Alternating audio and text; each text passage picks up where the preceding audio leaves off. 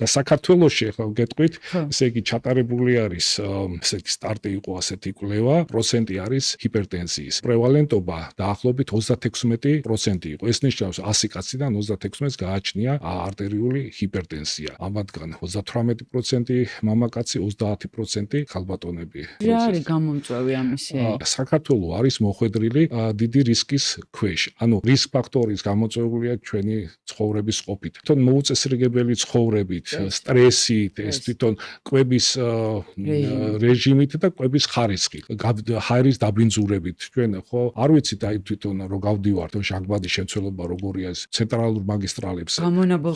გამონაბოლქვი, რა თქმა უნდა, ესენი ყველაფერი მოქმედებს ადამიანზე. რაც არ უნდა ეცადოს, ხო, შეიძლება ზოგმა თქვას, რომ აი მე მაგალითად კი ცუდ დიდი რისკების ქვეყანაში კი ვარ, მაგრამ მოდი მე ისე ვიცხოვრებ, რომ აი ყველაფერს დავიცავ, მაგრამ მაინც არ გამოვა, იმიტომ რომ იქ დაბინძურებული ხაერს, აი რა უნდა ისუნთქოს, ხო?